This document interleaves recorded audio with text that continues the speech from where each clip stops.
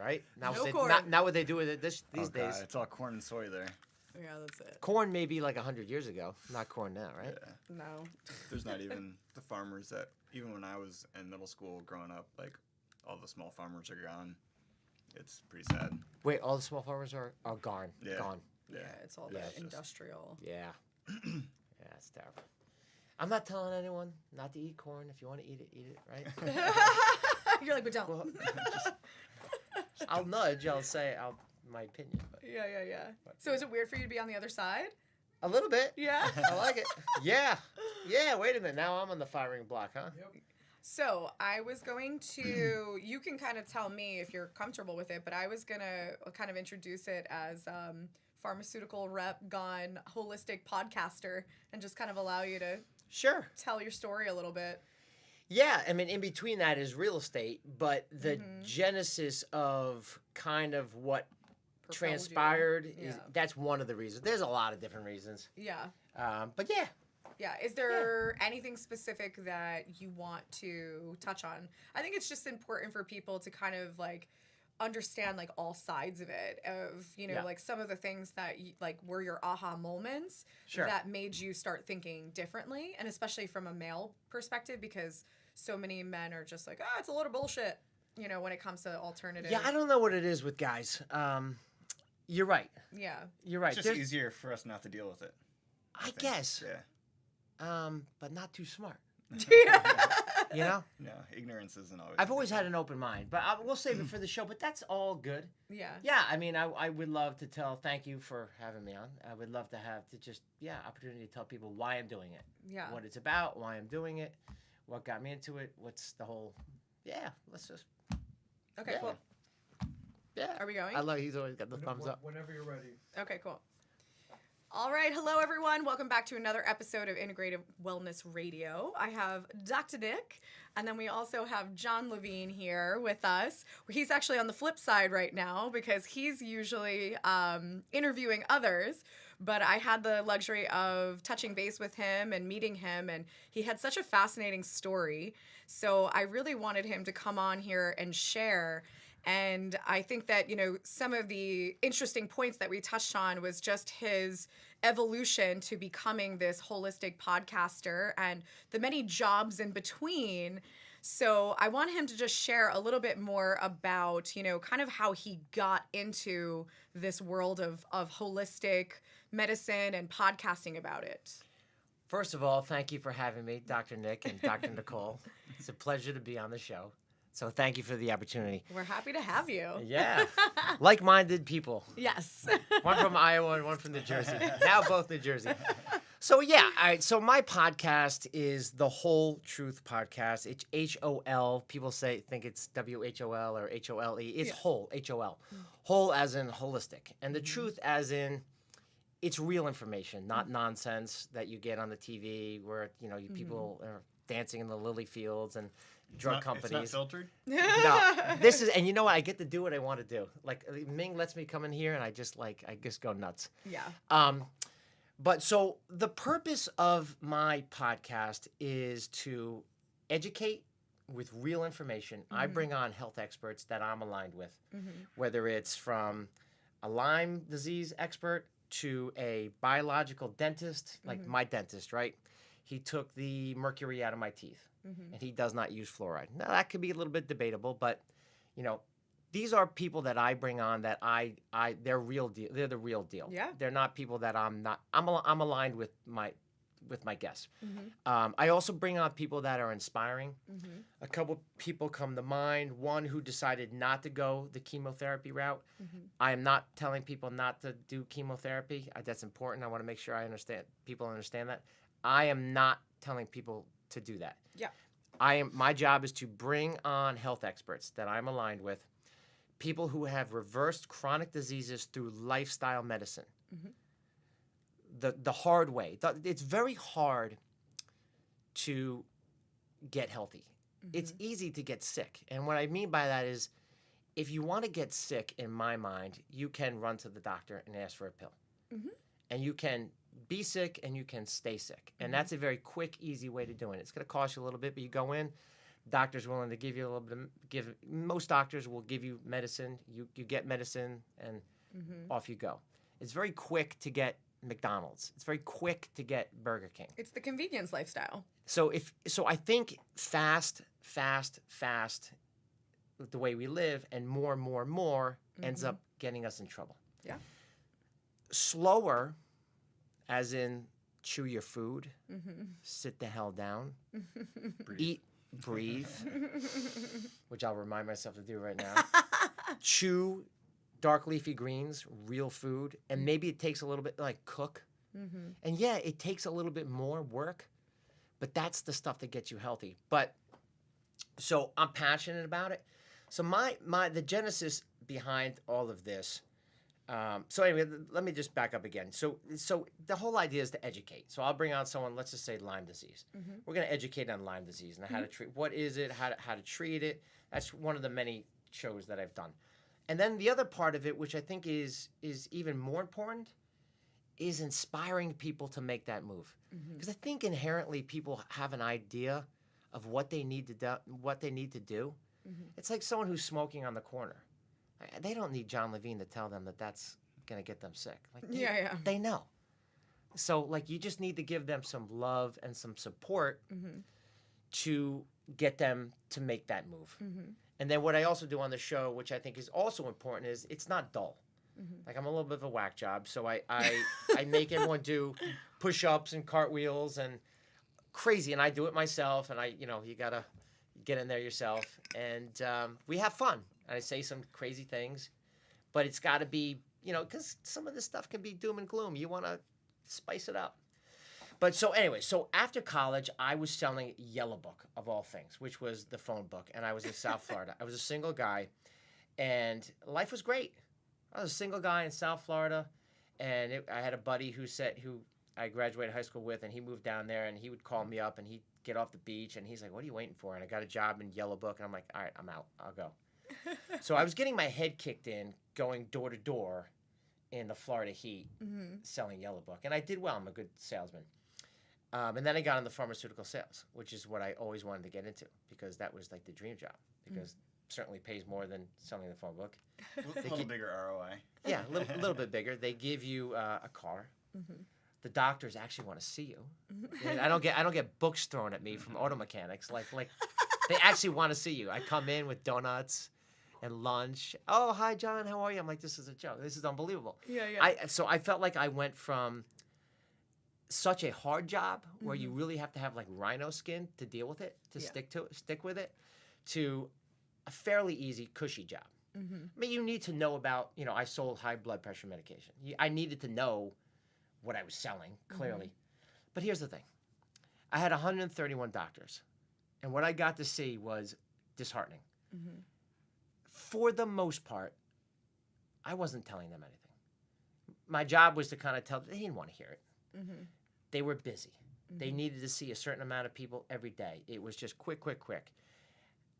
I ended up basically schmoozing them, giving them lunch, and, filling up their medicine cabinets with my prescriptions. Two different, I won't say the drugs, but 2 different high blood pressure medications. And I saw this wasn't working. I thought to myself, what if this was my mom or my dad that were sitting in this and they had high blood pressure? Was anyone actually saying, "Hey, you know what? What's your lifestyle like?" You have to get to know the person. And they don't have the time. They don't have the time. And this is not doctor bashing because it's not their fault. Because it's the insurance company dictates it all. So the whole system is just a train wreck. And it doesn't work, and no one wins. The doctors feel squeezed. The insurance companies are driving them nuts. The patients come in, they take the quick pill, and that's not gonna, make. It's the Band-Aid approach. You put the Band-Aid on, and then but it's not gonna, heal anything. Because as you guys know, it's the root cause. So unless you spend the time with that person to understand what's happening, they're not gonna heal. So my aha moment was this. I had a high prescribing doctor, 2 of them, and for the most part, I went in there, said hi, and would drop off samples. So I'm loading up the cabinet with samples, loading it up. there's an old lady sitting there, and she says, "Oh, what do you have there?" And I said, "One of my drugs." She said, "Oh, I take that."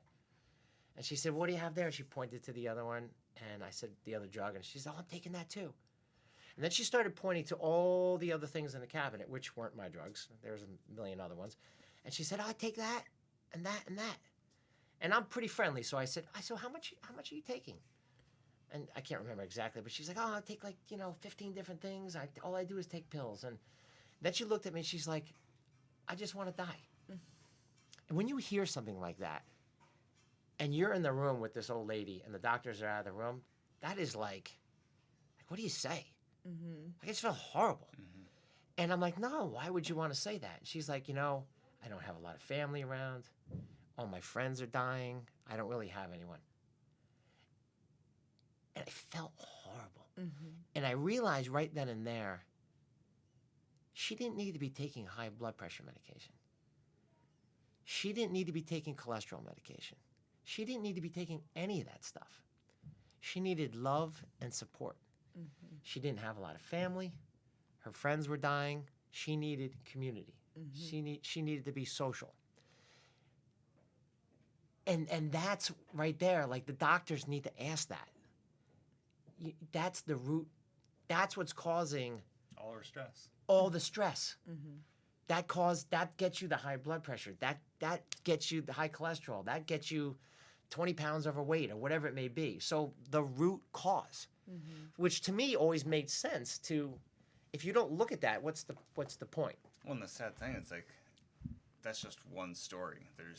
That's just one story. Thousands and thousands and thousands of that same story. Yeah. And then when it goes back to even, like, everybody talks about the blue zones and they're reading those books and they're trying to figure out, like, how can I live really long and be healthy like these communities? And that's what it is they're communities. Yeah. Like, these are people that are, they work together, they take care of their kids together, they're a true community. And, like, that's, like, the biggest difference and the most important thing. And, of course, they're eating cleaner and they're actually chewing their food and they're fishing for their own fish and, they're living off of the land. But when it comes to that community, that's really what they encompass in Europe, I feel like, still to this day. Yeah. Is more of those villages and the communities. And, they go to the markets. They don't go to grocery stores. Together. Yeah. They farm together. Yeah. They do it together. Yeah. And what's so funny is we had a roommate when we were in school together that was from Spain. And her English wasn't very good when she first came to California, because that's where we went to school. And I remember being like, "Did you eat? Like, have you eaten?" And she was just like, barely could understand what I'm saying. And I was just like, "Get in the car." And I took her to the grocery store. And I took her to Trader Joe's, like, pretty nice grocery store. And I just remember she was a deer in headlights. And I was like, "Are you okay? Like, have you never been to a grocery store before?" Yeah. And I was like, "Or is the food really different?"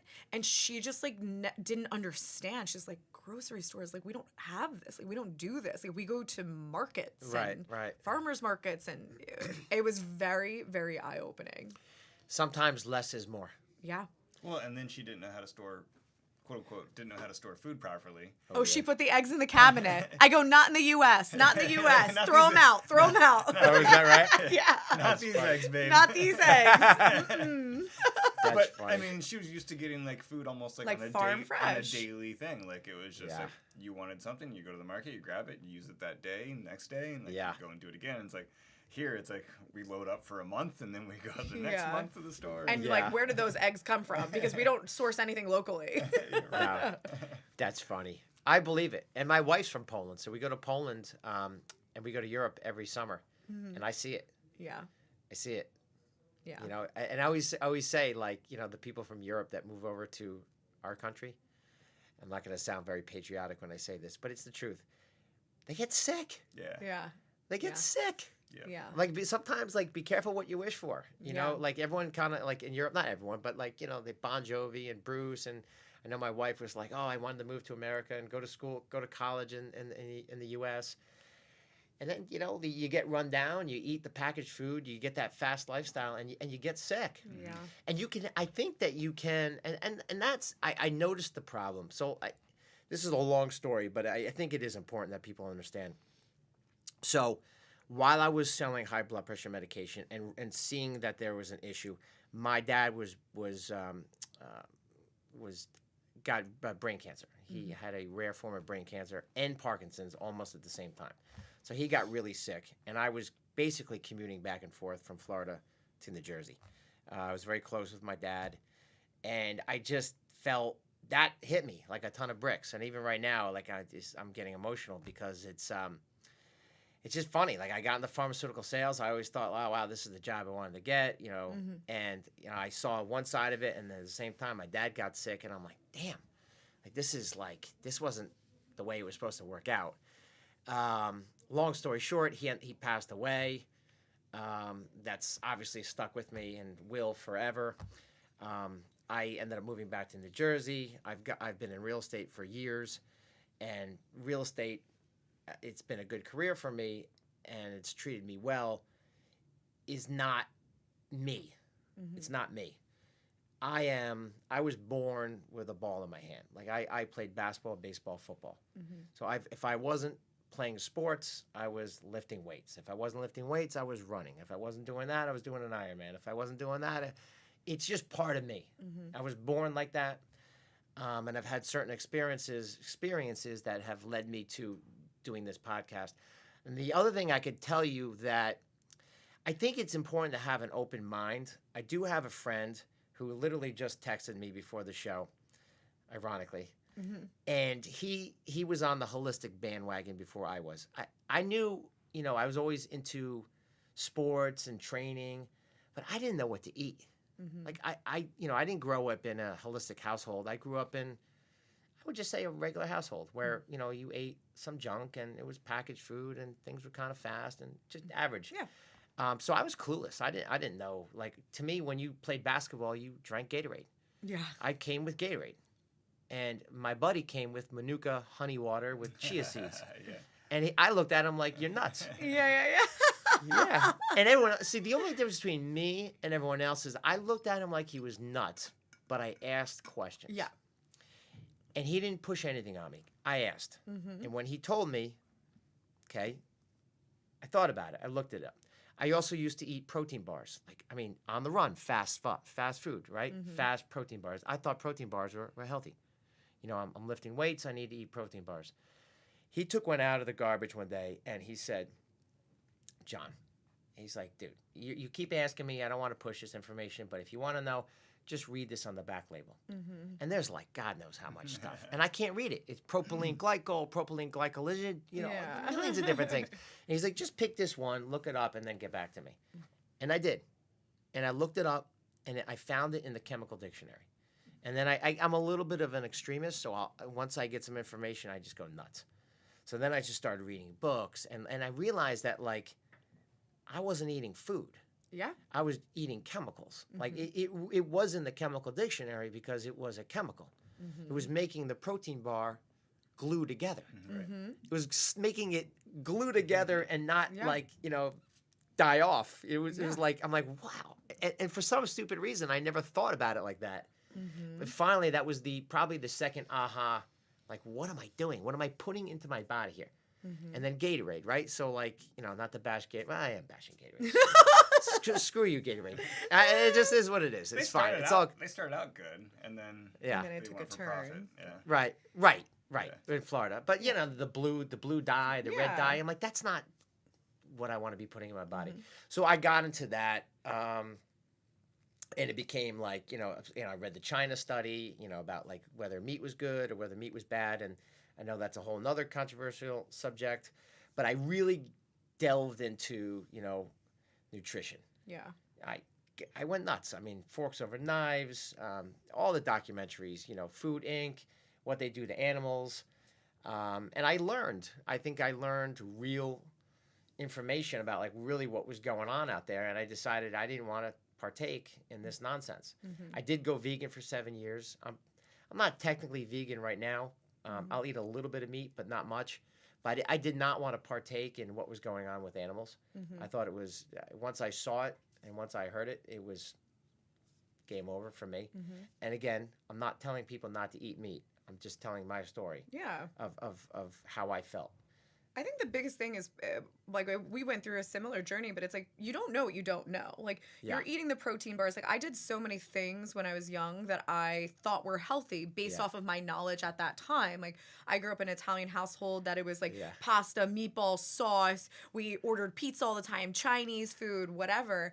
And I remember then, like, I got a little older, and I was like, I'm just going to eat sushi, and I'm going to eat fish, but I didn't know farmed and wild, and I didn't know about mercury. Like, I didn't know any of that stuff. So, in my mind, all my friends were eating, you know, they're going out for pork roll, egg and cheese, and whatever, and I'm like, eating sushi or having a salad at the pizza place while everyone's eating pizza with pepperoni on it. And you don't know what you don't know. So I was making a better choice. But at the end of the day, when you get into the nitty gritty, is like what I was doing was toxic. It was at least food, but it was still toxic. Right. Yeah. Well, it's tough. I really honestly think it is very, very, very, very hard. It's not easy. It's hard because there's so much information when you're younger that you're bombarded with. If you watch TV, you're bombarded. Programming. I mean, the Super Bowl was just on. You're bombarded. Doritos, Pepsi, this. Oh I mean, my just gosh. blasted into your head. The Super Bowl was brutal. Yeah. I don't even watch the corn syrup. Oh my gosh. I don't even watch it. I literally won't even. Yeah. I hold my ears. I don't want to see it anymore. I don't want to watch it. But it's hard because it's not anyone's fault. You've been bombarded with this information. And it's big business. Pepsi's job is to make money. Yeah, they're not looking after your health. That's and I think not that's their what job. People forget is that even medicine in the U.S. it's all for profit. It's not their job to make you healthy. It's literally, that's harsh, but it's not their job to make you healthy. That's not what their bottom line is. They're looking to make a profit. And you ask any nurse in the hospitals, and it's the foundation has changed, and it is all for profit. In and out, like that you have this bed for this long, you know, it's a very interesting model. You don't typically go to the hospital. Look, I mean, if you get hit by a bus, go to the hospital. Go to the hospital. Go to the hospital. Don't come to me. We're talking about chronic conditions. Yes, exactly. If you go into the hospital for you may not make it out. And I've seen it with my father. I wish, looking back, that he was eating better. I wish someone had told him, let's change your diet. I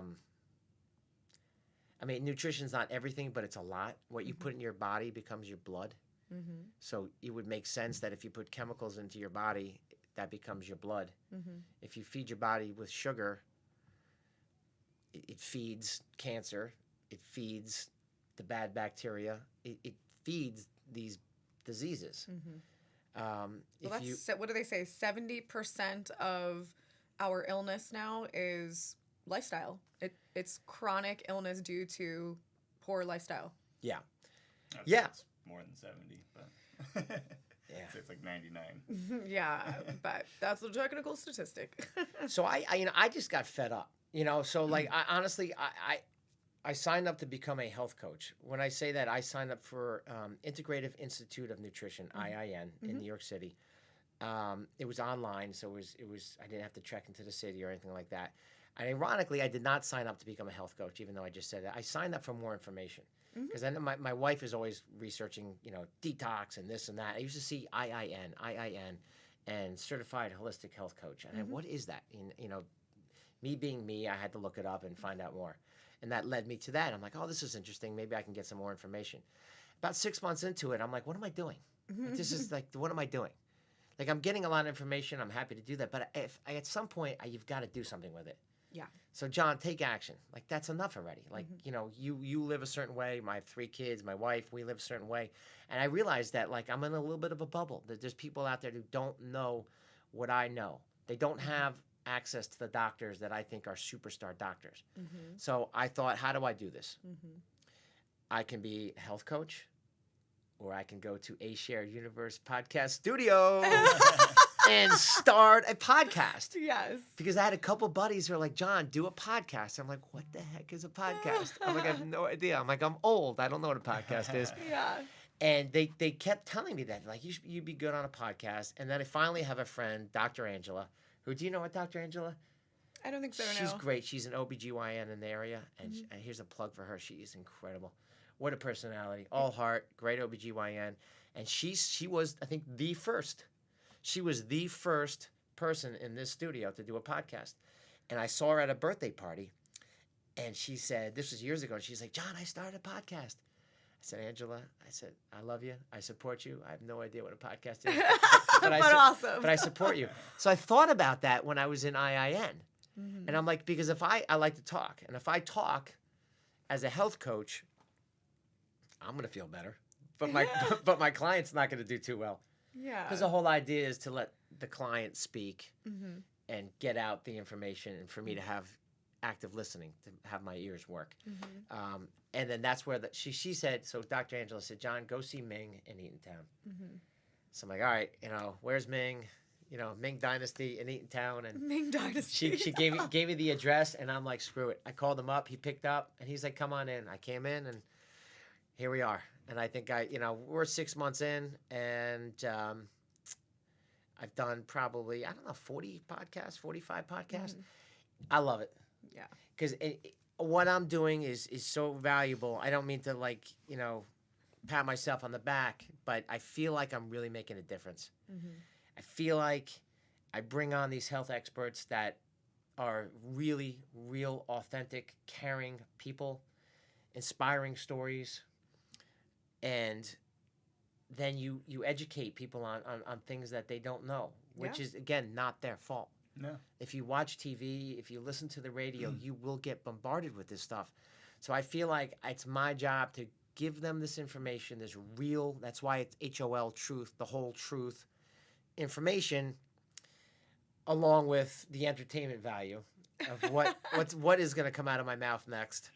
Or, something about, it's usually something about like nuts or something. I don't know, there's been a couple nut jokes, but that's food, right? When I'm not talking about, what are you guys thinking about? What are we thinking about? Yeah, I'm just talking about almonds and walnuts and Trees. Pseudonym. This is spiraling. This is spiraling. Oh my gosh. But yeah, so we have fun with it, and that's and that's. And I think that's huge, because when people think about taking care of their health, they think that it's going to be this really daunting process. And it really doesn't have to be. It can, with the right, information, the right testing, the right strategy, you don't have to make this, be like, oh my gosh, I'm on an elimination diet. I can't eat anything. I can't go out. I can't socialize.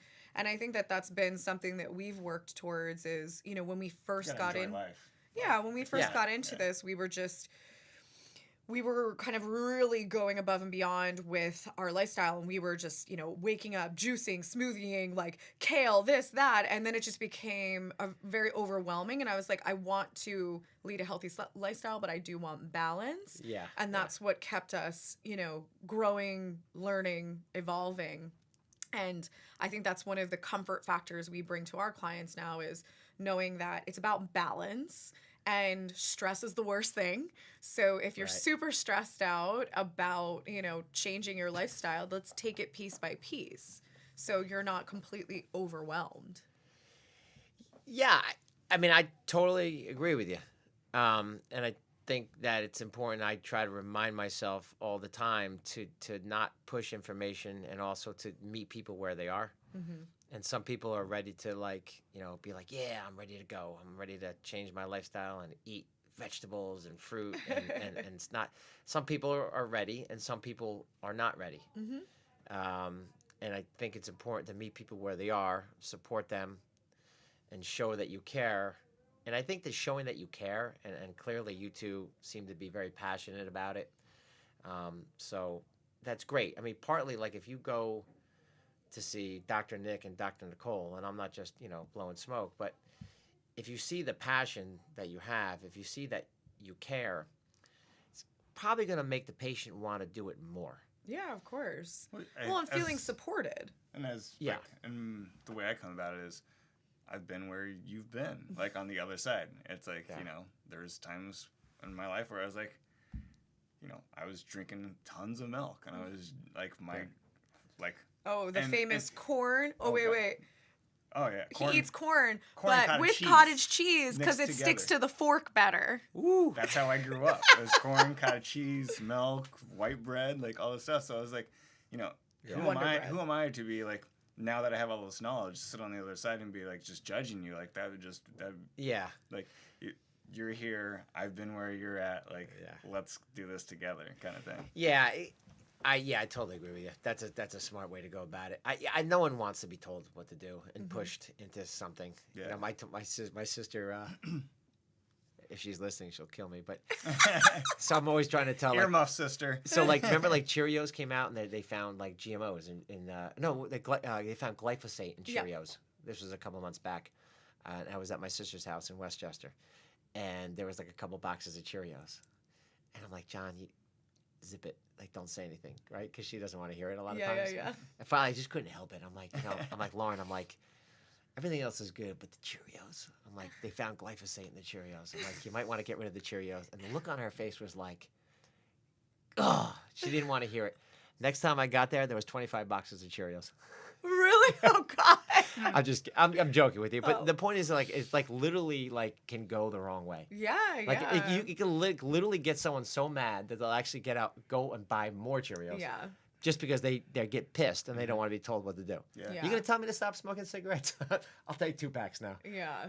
But people like to be inspired more than told what to do. And oh my gosh, I learned this the hard way, coming on strong with my Jersey attitude. When I was in school, I was horrible. I was like, you should do this. I would come home. I'd throw all my parents' Costco supplements in the garbage. I threw my mom's margarine out. She apparently had like 30 things of margarine, and I was just like threw it out. She lost her mind. And I was like, maybe this isn't the best approach. She's probably like, Dr. Nicole, you're Italian. What happened to you? Yeah. You supposed to eat like that? Oh my gosh. But it's interesting because when we moved back from California, when we started our business, you know, I was just like, you know, let's just do our thing. And, you know, if people ask, great. And similar to what you were saying. But if they don't, they don't.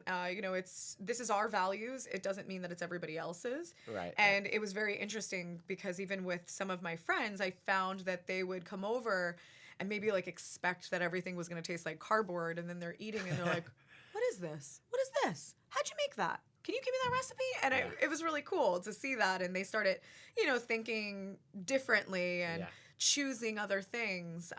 So I was like, those little changes were so huge for them. Yeah, that's great. I think when they ask, right? So like when they're ready to be like, hey, what do you got there? Like, that's when they're kind of hooked. Yeah. And people, I think, like what your journey was is you have to almost seek out the information yourself for it to really stick. Yeah. But it almost spirals because once you see one documentary and you're like, holy crap, that's been going on this whole time. And then you just keep going for more and more information. Yeah. And then you almost get to this place of being like, I just need to live in a bubble.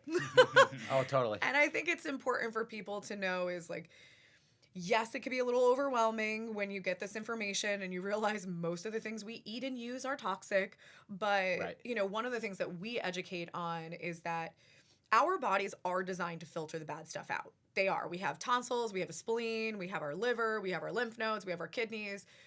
But the problem is that there's too much working against us. And it's become worse and worse with all the chemicals, the glyphosate, you know, pesticides, herbicides, whatever. And then antibiotics and medications on top of it. And it's just all of those filters, they can't work anymore. So we're getting sicker and sicker and sicker. I agree with you. I think our bodies are designed I think we're perfect machines. I think our bodies, we need to let our bodies work. But to your point, I agree. There's so many chemicals. We're bombarded with toxins that it's become overloaded. So yeah, I do agree. I think it's just become our bodies are almost like, whoa, like I can't handle this overload of toxins. And some of the patients that I work with they've changed their diet, they've done the research, and they're just frustrated because like, why am I not 100%? And it kind of goes back to that point is, you need to make sure you're putting the good stuff in and you're stopping using the aluminum antiperspirant and, you know, getting rid of maybe all the crap nonstick Teflon pans. Like all of those things are toxic, by the way, those of you listening that don't know that. Right. But sometimes if you've been doing that for 30, 40 years, those chemicals need a little support to get out. You need to help get them out so that you can reap the benefits of your new lifestyle. I agree. You guys use an ionic foot bath? We do. See, I knew we could get along. We've been using that in my house for a couple of years now. They're a little bit of a pain in the neck because it takes a long time, and I have 3 kids, so my wife, she lines them up. No, well, I'm the last one to get it. Like, so usually I don't get the ionic foot bath, but my kids get it. Then my wife gets it, and then occasionally I'll go in there. Oh my God, it feels good. Yeah. There's something called evidence-based science. Yes. And evidence-based science is something that works. Yes. So to me, it's always funny because it's like, where's the science behind this? Well, the science is suppressed because pharmaceutical science. But the science is like, if I do something, like let's say I do a foot bath, and I do it a month straight, and every time I feel really good. Exactly. That's a science experiment. Yes. It's on one person. It's not on 10 million people, but that's a science experiment. That works for me. Exactly. Well, that's the thing is when people ask us these questions, I'm like, we do what we do because we see it work clinically. Yeah. You know, I'm not a researcher in a lab that doesn't deal with humans, that deals with rats. Like, I'm actually seeing real life people with real life problems, and I see them get better. Yeah. So don't sit here and tell me that what I do doesn't work. Yeah, we have eyeball. Yeah. So going back to that, we have 2 dogs, and I'm the same as you. Like, we call it a paw bath. I'll put their... No way. Are you serious? Yeah, and it gets even creepier. I do a lot of muscle testing, so I'll muscle test the dogs, see if, because the lymph, it works more if you do the front paws or our hands, like a hand bath. Upper versus lymph lower. chains. So, like, we'll muscle test via an intermediate to see, like, should he be doing his front paws today? Should we be doing his back paws today? Oh, that's funny. Like, all this stuff. And then it's like, oh, time's up. Dad doesn't get a foot bath today. Yeah. Hey, dogs, they're kids. Oh, 100%. it helps them so much. It's insane. I'm an animal lover. Dogs they're like raising kids. Yeah. You know, they need support. They're social creatures. They need love. They need the foot baths. Oh, yeah. And the muscle testing. I know. I love it. Boy, that's great. Oh, we're crazy. Great. We do all of our therapies on them, and it's just like it works. They love the saunas. So well. Like we say sauna, and they run up to the infrared sauna. Like they really? love the sauna. So they go in the sauna too. Yep, Yeah. They do everything. They do everything. Yeah, What kind of dogs are these? Vizslas. What? I don't They're similar to Weimaraners. A hunting dog, bird dog. Yeah. No way. They're the coolest. How long do they go in the infrared sauna?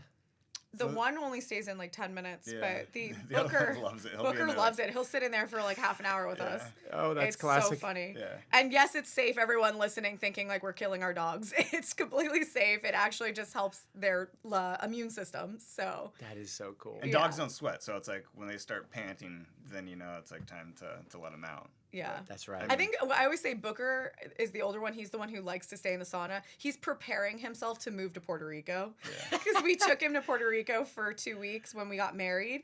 And then we got back and he's like, what do you mean that isn't our real life? He was depressed. Like he was so depressed. Like for like a year, I think. Maybe still. These dogs live better than I do. 100 times over. They're literally... That's our my children. next life. I want to come back as them. You are good parents. They crush it. Yeah. Infrared sauna, foot baths, muscle testing. Do they get like full body massages too? What's going on They here? get a little fascia rolling. Oh my gosh. Yeah. These dogs have it made. Yeah, it's not bad. If you ever came to our office, you would see they have their beds. They sit on, like perched up like kings.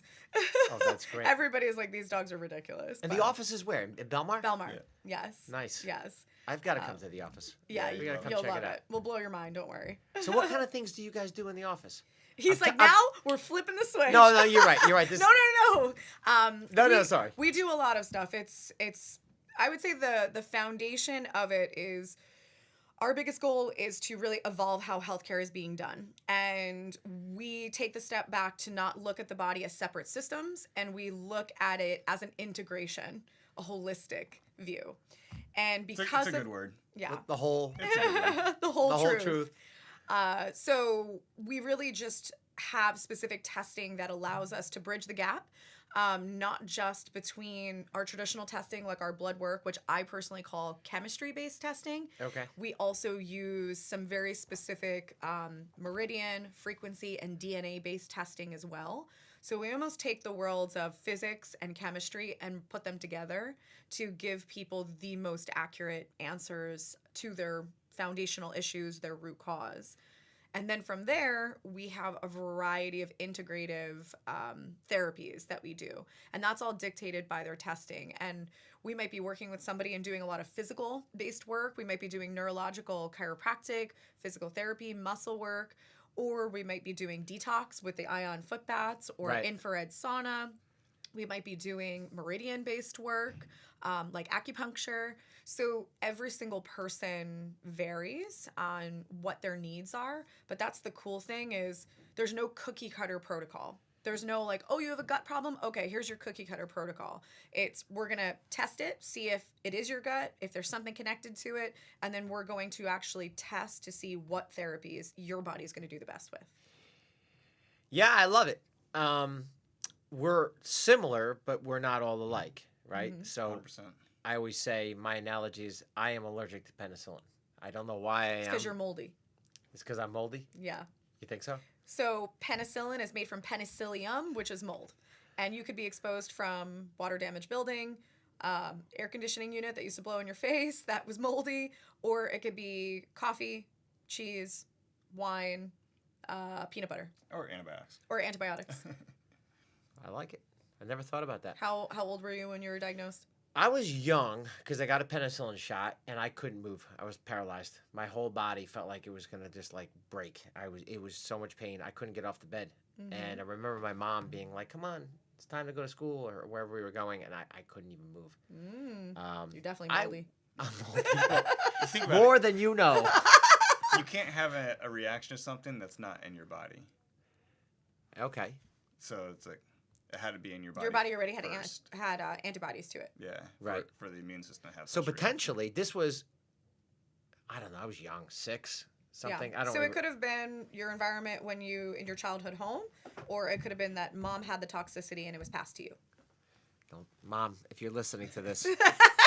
I know I always feel so bad when I have to say those Mom, things, and I'm like, I'm not blaming anyone. You didn't know. If I was getting mold blown in my face, it's not your fault.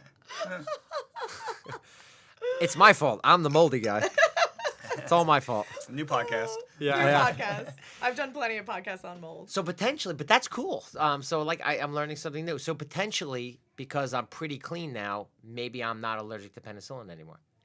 If you've done the ion foot baths, probably you've gotten rid of a good portion of it, and you probably won't have an issue now. I don't think I want to test it though. Okay. Well, I think because when I got it when I was 6, it was not good. No. You should probably. We have testing in our office we could do, so we could determine if you're actually allergic before you would ever try that Right. again. Let's not get to that point. Yeah. But that's cool. I never thought about that. Or you could be like, Wim Hof and like just inject yourself with it. And Oh, Wim Hof? Yeah. He's a little overboard for me. I like him. He's a cool dude. But, yeah, now he's a different version of an extremist. He's a little extreme, yeah. I can be pretty extreme, too, but he takes the cake. Yeah, all right. So, reversing, flipping it back on you. So sorry about that. So it sounded like you started out understanding like health was more physical, and then you went into nutrition. Where did it like kind of go from there? You know what? I think that's absolutely correct. It was more physical, and then I realized what I was putting in my body was not really real food. Because I feel like that's especially men. Like we look at health of like you're either fat and you're not healthy, or you're physically in shape and you are healthy. But that's not really what health is. Correct. Well, health is a lot of things. Yeah. It's like mind, body, and soul. So like your brain is health. So I agree with you. I think as guys, and certainly I was like this when I was younger, it was, if I look good, if, I'm eating protein bars and chicken and eggs, which I did, like Rocky Balboa. Hey, I'm healthy. Wrong. It's wrong. That's not right. Yeah. That does not mean you're healthy. Just because you look at someone, they look healthy, does not mean they're healthy. There's your brain. You can't see your brain. Your brain is health. There's the mind-body connection, which I believe in a lot. Mind, body, and soul. So there's many aspects to it. So yeah, to your point, I started with the physical portion of it, which probably most guys do. And again, I just think I was open-minded to receive the information, to, seek out what was really going in my body. So then it became... I have a question. Yeah. Mainly for both of you. Now I'm like thinking about this. Both our stories are similar. Yes, your stories are very similar. But my perception, I would deal with a lot of females. I have some male clients as well. But I relate to females, how they feel, how they think. I find they get very undermined. Their symptoms get undermined by their spouse at times because men don't always understand the emotional stress and some of the physical symptoms that women can experience, because the male brain, it functions very differently. Like the way that you guys handle stress, the way that, you're not necessarily inclined to have more anxiety pathways because of the dominance of the hemispheres and things like that. But what I do find is that men will usually discredit things they cannot see or touch. So you're outnumbered here 2-1. I know, but I'm curious. This is a question. So, we do some different therapies. One of the therapies is a technology that mimics acupuncture. So it works through the meridians. You cannot see meridians. Meridians are energetic. Right. Then we have another technology that's called a bioresonance that uses frequencies to help repair DNA. Again, it's something that you can't really see. You don't take a supplement. You don't eat a food. Right. It's just a therapy that works on you. So I find that men are quick to discredit those things. I can answer the question by saying I think you're right. You can chime in too. Yeah. No, I think you're right. I think you're 100% right. For the most part, I mean, in general, right? In general, not everyone. I don't. Mm-hmm. I do think I'm a little different for some reason. I don't know why. I'm confused as to why more men aren't looking at some of these things. Mm-hmm. I do think we tend to be more stubborn. It's kind of like, I coach, sports. I coach my kids' sports. And my analogy is like I coach the boys. And the boys don't listen because they're like, I got it. I'm like, no, you don't have it. Like, you're in second grade. I'm teaching you basketball. I played basketball. You don't know what you're doing. Now shut up and listen to me. And don't make me blow my whistle. But they all think they know. Yeah. And they're like hanging off the trees in flag football. And I'm like, look at these guys. Now my daughter's in 4th grade. And I coach her basketball team and her soccer team. They listen. They look you in the eyes and they listen. And there's such a big difference. So I think men by nature in some ways are like, tuning I got it. Out, or... Don't worry, I got it. And maybe it's like a mom thing where the mom's kind of like the way they raise the kids. I don't know, but I think we just kind of like, no, we got it. I'm a man. Like, you have to tell me what to do. I got it. I'll handle it. It's like they roll. Hey, I won't ask for directions. I'll drive around like an idiot, lost for 3 hours in Washington D.C., but I won't ask for directions. Mm-hmm. That's stupid.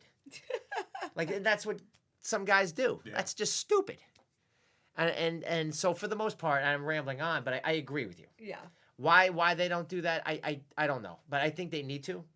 I think we need to smarten up a little bit and look at our, stress levels and mind, body, and soul. And ask more questions. I want to hear Ming. What do you think about this? No, I agree. We're just more stubborn. We don't like to listen. Yeah. I think our prefrontal cortex just never develops. That's pretty much true. That's probably pretty accurate, actually, now that I think about it. Looking at it, how the brain works, especially, it's interesting even to see how some education's changing over, is that females typically, quote-unquote, right brain, more feeling, more artsy, all that. Creative. Males more left brain, more analytical, give me numbers, give me this, I want to see it. Right. And when it comes to that, it's like, if you can't see it, which males left brain, seeing is believing, more females is like, just let me feel and experience it and I'll believe it. Right. So it's like, I think that's part of the problem though, when women go home and they say, this is my program and I want to do this. This feels good to me. Like, I trust these doctors. And the men are like, give me the numbers and give me this. And no, I don't think that's worth it. And it's because like they don't see the value. They don't have the emotional buy-in because their brains work very differently too. But it's interesting that a lot of I would say a lot, but some educational systems are changing the way they teach to actually utilize both hemispheres of the brain. And it's when you do that, you can utilize your whole potential of the brain instead of just utilizing, one cortex, which is, beneficial, but you're going to miss all what the other side has to give you. Right. So it's like being able to, whether it's just try to communicate and activate both those cortex. That's kind of hard because it kind of comes back to you. Sure. But it's also just, helping the person to kind of, quote unquote, see and feel, I guess, to help them make a decision. It's true. How do you do that, though? How can you incorporate both hemispheres? Is there a way to do that? Yeah, when communicating with people, I would say the biggest part is like NLP, neuro-linguistic programming.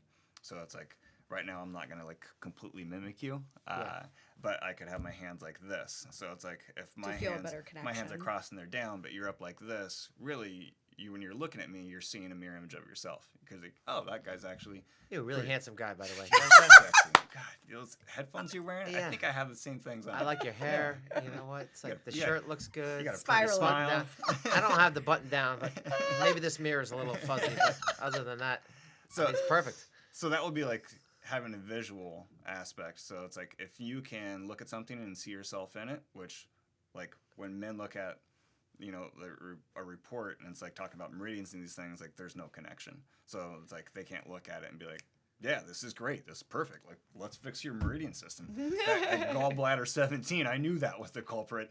Like no, like they're not gonna have a connection with that. So if they can't connect, there's not gonna be any buy-in. It's interesting. But you and I and some other select people have been able to kind of connect and at least be open-minded to it. So I guess there's, if there's a will, there's a way. Yeah. Well, I think it's probably... I would always... Or am I pretty much a lady? Is that what's going on? I don't know. Like, I was just going to say, not... there was a period of time that Nick was doing these brain exercises, and he was, like, really emotional, and I was like, dude, lay off the left or the right brain exercises. Like, lay off. So... I just want to tell you I love you. Right. So, but speaking of that, very, like, simple things is there's actually, if you use one headphone, depending on which side, so crosses over. So if you do, as a male, if you put a headphone into the left ear and you actually use classical music, you can stimulate your right hemisphere. And then if from a opposite perspective, if you're a female trying to activate more of your left brain, you could do a headphone in the right and do more hip hop or dance music, something to get you pumped up. No kidding. Yeah, so those are some like very simple things you can do, but you just have to do it sporadically so that you're not overstimulating. So even if you did it like, I usually tell people doing it like 5 minutes, like 2 to 3 times a week. I don't know if you tell differently. I muscle test everything. That's actually true. So so those are like simple things. And then if somebody has like a really significant imbalance because maybe they had a head injury or they've had a lot of trauma, one of the technologies we use is something called neurofeedback. And neurofeedback specifically works on balancing out the hemispheres of the brain. Is that good for concussions? Mm-hmm. It is, right? Yeah. Because I had a friend of mine who I had on the show, Jenny Zenner, did neurofeedback. Yeah. And she swore by it. Yeah. And she was having a lot of trouble. If it's done at the right time, it is amazing. If the brain's inflamed, like, don't give it a workout because it's just going to piss it off. Yeah. But once the inflammation's gone and you need to rewire the brain, it's freaking awesome. Yeah. Wow. Yeah, like if we work with a Lyme disease patient who has a lot of inflammation, the infection's still in the body, we'll work on that foundation first of helping the body to stabilize the immune system, clear out the lymphatic system, clear out the infection, and then we'll do neurofeedback after. And how do you do the I'm asking you the questions again, sorry. It's okay. So how do you do the neurofeedback? Like, how does that work exactly? So you've probably heard of an EEG before. So it's a quantitative EEG. Which is all of the electrodes that they use, and it maps out the brain. And then that dictates the neurofeedback, which I'll let him explain a little bit more. So pretty much like when you look at the brain through an EEG, you're looking at all electrical. So the brain goes through, when its electrical's really high, like right now it would be more in a beta state. And then it's like, high beta, and there's gamma, which is really high. But as you go down, the brain slows down, pretty much our body slows down. So it's like on the opposite spectrum would be sleeping, and that would be delta, a slow brainwave. Gotcha. So every single portion of the brain has these different brainwave states, and they should all be in a relative proportion. And when a certain part of the brain, if it's too high or too low, that's going to cause not only stress in the brain, how the brain can communicate with the body, but it also, you think of those parts of the brain like pituitary, all these things, the limbic system that controls emotions. So if the brain's not firing properly, it's going to cause stress on the production of hormones, but it's also going to cause just the decreased ability to manage emotions, can cause a lot of different problems, quote unquote, that's part of the problem with concussions and these anger issues, is that, you're damaging, causing inflammation in this part of the brain. It's not functioning properly. The brain's intelligent to kind of rewire itself to compensate, but that's not, quote unquote, beneficial. It's not working 100% properly. So then you have these imbalances of brain waves, and the imbalances can cause more stress to whether it's the limbic system or other areas that can cause anxiety, anger, depression, all these things. And that's for me, I've had 13 concussions. So it's oh, really? Part of my journey was figuring all this out myself because nobody was helping me. So apparently I've had 13 concussions. Oh, yeah? Well, we mirror each other, so true. Thanks a lot, man. Appreciate that. Apparently I'm allergic to penicillin. I just took on your 13 concussions. Oh my God. So this is like functional neurology, Yep. Yes. right? Yep. So In a way. the cool thing is, I like to when the easiest way to, I'll use the word hack because it's such a trending word. I know the biohacking. Yeah. But you can do neurofeedback just sitting down, watching the screen changes the intensity of the sound, the lights that are affecting the eyes. But the easiest way to hack the body is just senses, because that's how we interpret all our information.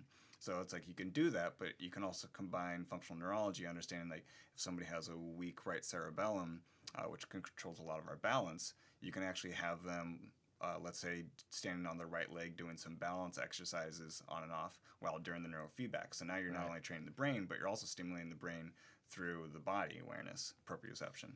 So it's you can compound the effects of it. And then if you wanted to, you could even throw in some eye exercises. So it's you can just... Like the Bates method? I do... you can. I use... Yeah, it's be another podcast.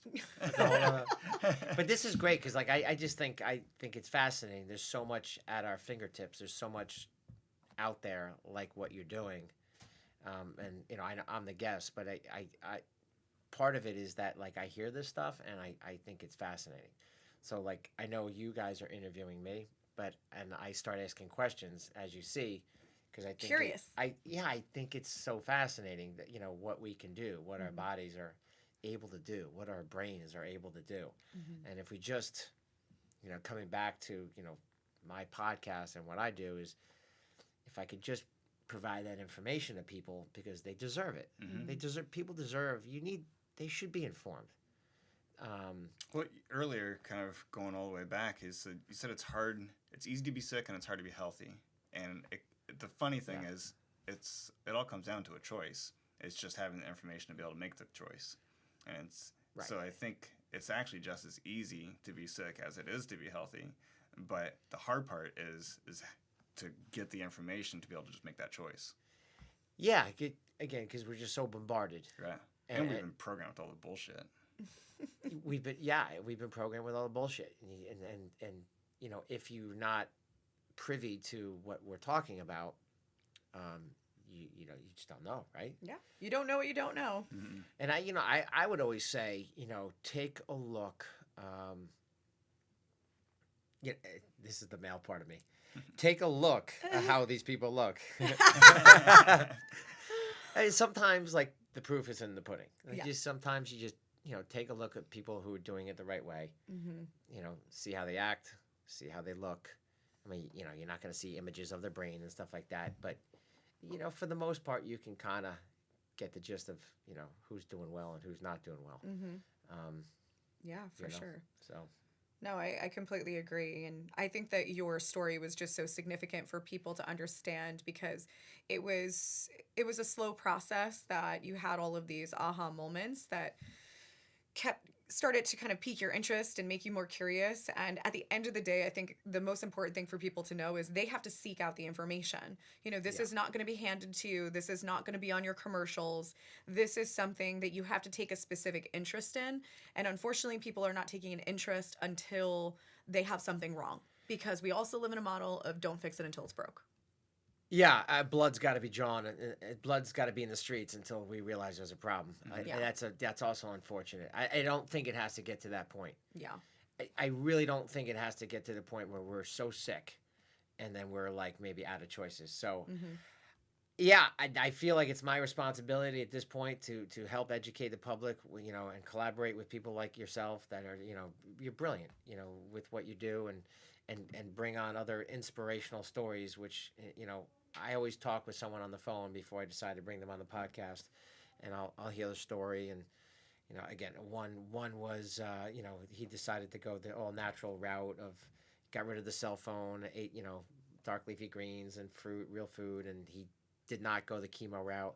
Another one is she was, and I didn't listen to that, but I think that also, that's a mindset as well, because I have a lot of people that I've worked with. I don't want to say a lot, but I've worked with people in the past that have been dealing with cancer, and they were doing some other treatments. They were coming to us as well. But half the time I was just counseling them to make them kind of feel comfortable with their decisions of not doing the chemo, because they were just constantly living in fear. Did I make the wrong choice? Did I make the wrong choice? I should just do the chemo. Just kill it. Just kill it. Just kill it. Even though in their gut they know that that's not right. Yeah. And that's the thing is, if you say, this is what I'm going to do because this is what I'm going to do, and I'm going to make this executive choice, and I'm going to feel good about it, you'll probably beat your cancer. But if you go in and you're just constantly in fear, which I get it, but that is so much worse than anything else. I agree with you. It's society's judgments. That's a burden to carry on, and what's impressive, because a lot of times people that come in, part of their stress is their job, and it's just beating them down. Right. But it's like you made a decision. You left an awesome, high-paying job because you're like, this really isn't serving me and society. So it's like, I'm going to pretty much leave all this money to do something that really does serve me and help society. It's fairly accurate. I haven't completely left, so I still have some passive real estate investments. I manage some real estate. More so from the pharmaceutical side. Oh, from sorry. Yeah. It didn't feel good. It just didn't feel good. It's in my heart. It's in my soul. I'm fascinated about health and wellness. It didn't feel good to me. And when you don't feel good, if you don't have your health, what's the point? Mm-hmm. So it didn't feel good to me, and I didn't want to be a part of it anymore because it was just didn't feel good. Mm-hmm. And I think there's a ton of value to doing something that you really love. And again, providing this information and meeting people like you. I mean, it's a blast. I mean, I've never thought in a million years I'd be, a health coach doing a podcast. I mean, if you told me that a year ago, I'd be like, what are you talking about? Really, I had no idea. I had no idea this place existed. I had no idea what a podcast was. I had no idea. But I decided just to take action because I feel it's my responsibility to make a difference. Mm-hmm. And I know I can. And, you bring these inspirational stories of these great stories. They're my favorite. Mm-hmm. I mean, I have a lot of doctors on, and they're great too. I pretty much love everyone that I have on. I really do. I love everyone that I have on. But the best ones are the inspirational stories of the regular Joe that has said, hey, I figured it out, and I went the alternative route, and I fixed it. I have one, Lakeisha, and she'll be public soon.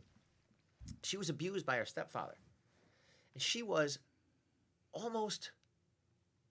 she was 480 pounds, I think it was. She weighed 480 pounds.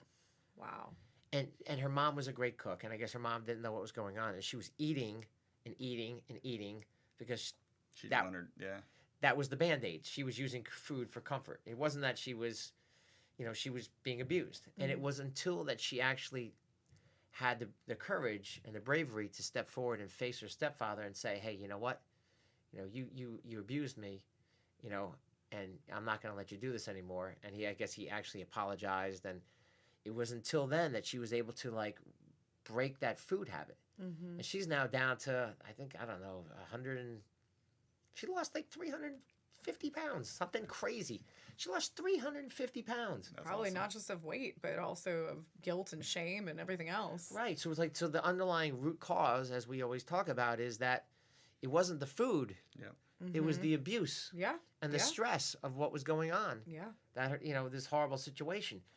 But here she is, you know, I've got her, she's in Dallas, so I would love to have her in the studio. She's got a smile on her face. She's doing great. And like that to me, like I'm just the best. smiling. I like, what's better than that? Like, Yeah. That's the greatest thing in the world. Yeah, Yeah. That's awesome. Like if someone like that can do it, who's had a really rough childhood, like, hey man, you could do it. Yeah. And I love putting that stuff out there. Like that's like those are like the best, like Yeah. inspirational. There's always somebody with worse problems. Yeah. Oh, So- well, I really appreciate you being here. I think this is amazing information, and I love what you're doing and inspiring because it's just so important. And you know, it's just, I think your story is really inspirational too, in the sense that you felt like something wasn't right and you wanted to do something that was more fulfilling. And a lot of people, I think, want to do that, but they're scared to. So I think just, you know, people being able to take away that, you know, you saw something that didn't feel right and you were able to take that first step. And I think that that's really that's the first step, is being able to say, okay, I'm going to acknowledge this. I'm going to listen to my intuition. And I'm going to, you know, be able to leave the job or make the change or cut the friend out of my life that's been really toxic, and be able to know that you deserve to be happy and to be healthy. And I really hope that that is something that people took away from today.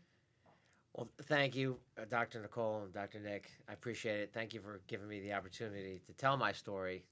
Sincerely do appreciate it. And yeah, I love what you're doing as well. So hopefully we get to do it again. And Yeah, for sure. I'm sure you guys will have a podcast when you talk about all the weird stuff together. maybe we'll wear bikinis and cry together or something. Oh, God. Is it the left brain? We're I'll be getting a big spoon. Oh, my gosh. All right, everyone. So All right, thank with you that. for listening. So Hol-Truth Podcast, check him out. We will be able to, I don't even know what I'm saying. We'll see you guys next week and continue on with our 2019 series. We're talking about a different topic every month, which is super exciting. So definitely head over and check out Jon's podcast, and also make sure to subscribe to Integrative Wellness Radio, and we'll see you next week, guys.